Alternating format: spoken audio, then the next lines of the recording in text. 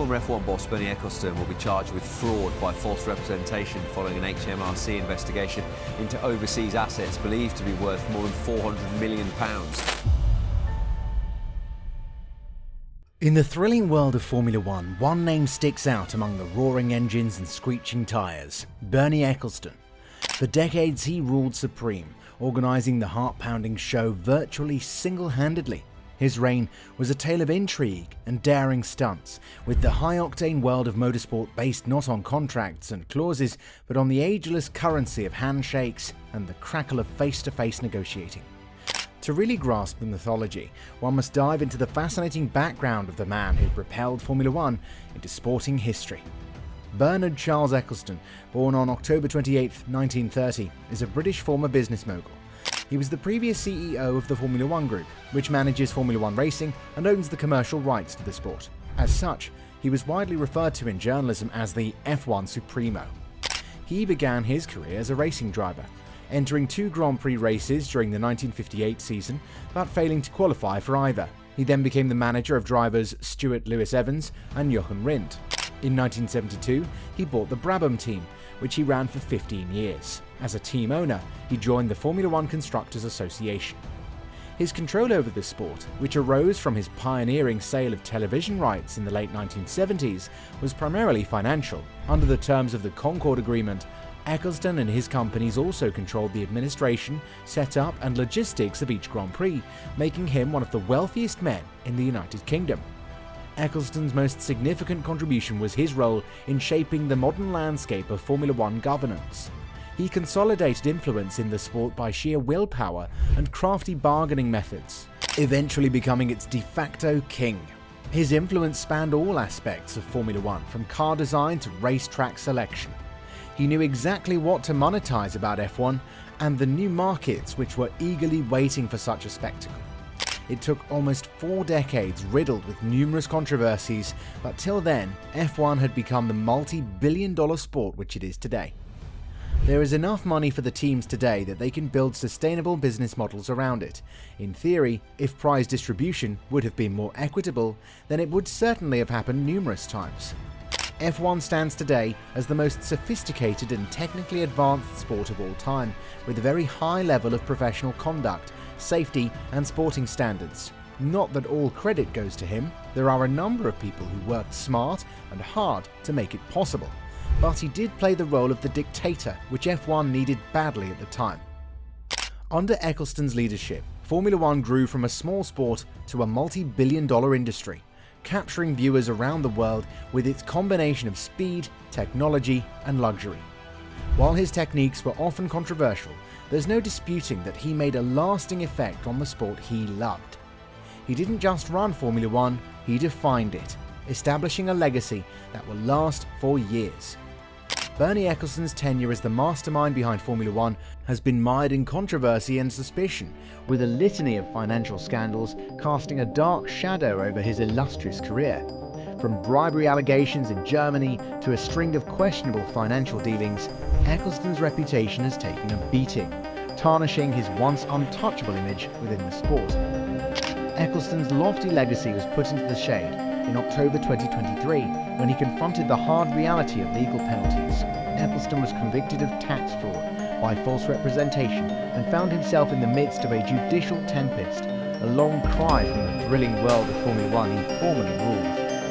The decision made by HM Revenue and Customs was staggering. Ecclestone was forced to pay approximately £653 million in back taxes and penalties, a massive figure that reflected the gravity of his actions.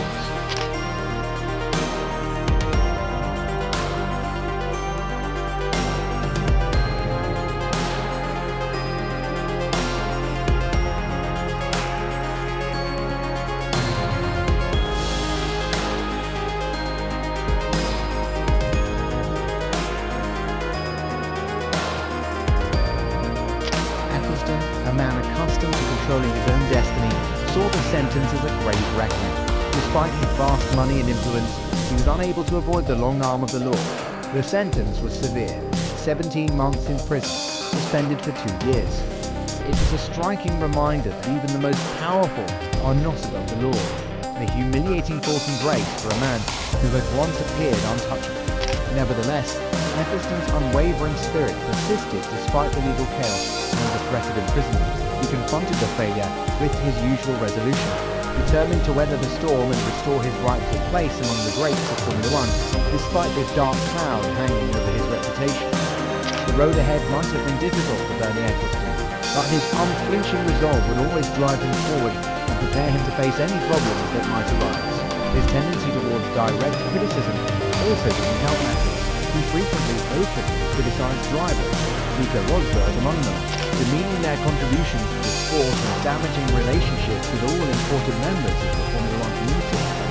Most incriminating of all, though, might be Ecclestone's stubborn aversion to change and his unwillingness to accept the internet era, which caused Formula One to fade into obscurity, while other sports bounded into the digital era. His deployment of contentious gimmicks, like the controversial DRS system and the disastrous live elimination format in qualifying, infuriated both fans and experts and exposed his lack of understanding of how motorsport is changing. Furthermore, races in Bahrain, Russia and Azerbaijan were conducted under governments with questionable human rights histories, adding to the widespread condemnation of Ecclestone for his readiness to disregard human rights concerns in the name of business. I looked at it and I thought to myself, let's see all the countries in the world and we worry about this human rights. I thought we won't have any races anywhere. So it's no worse here than other places. You know, they get a lot of bad publicity. His dictatorial leadership style and ethical blind spot gave the impression that he was more focused on his profit margins than the well-being of Formula One's global fan base. The departure of Bernie Ecclestone from his pivotal role in Formula One management, especially following Liberty Media's takeover, signaled a dramatic change in the sport's hierarchy. Ecclestone's impact was still felt in the motorsport industry, even after he stepped down from his official position, demonstrating his lasting significance and legacy. Even though he's no longer formally in charge of Formula One, he's still a powerful figure who's highly sought after for his extensive knowledge and insight gained throughout many years in his role.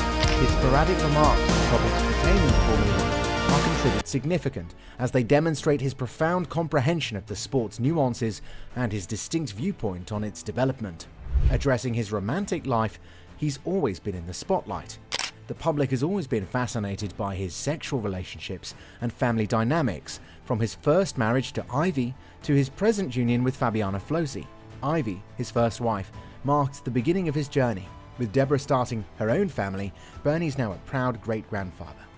Bernie married Slavica Radic, a stunning Yugoslavian Armani model. His divorce with her is discussed heavily in the tabloids due to one of the largest settlements in the history of the UK. After this, he married Ivy. Tamara and Petra, their two kids, were born into their 23-year marriage. Tamara has completely embraced the Ecclestone heritage and is now a well-known socialite who lives in an extravagant estate in London. Fabiana Flosi, Bernie's present partner, is a successful attorney in Brazil. Ace, their child, was born after they first met at the Brazilian Grand Prix. He was in the limelight once again when he requested his current wife to cryogenically store his head following his death, in the hopes of a potential comeback.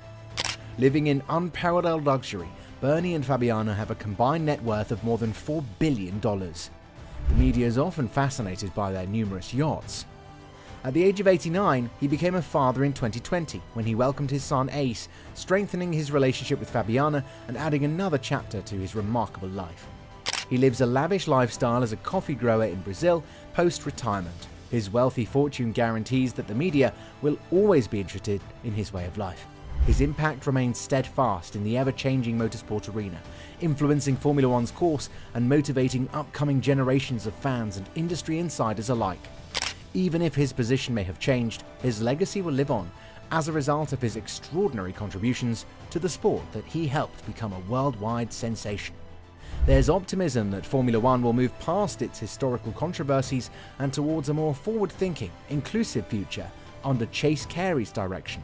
It remains to be seen if Ecclestone's legacy will be seen as one of success and innovation, or as a warning about the misuse of power and lost opportunities. So what do you all think about Bernie? Was he as bad as everybody made him look? Let us know in the comments section below. If you liked this video, hit the subscribe button and press the bell icon so you're notified as soon as we upload our next video. Thanks for watching.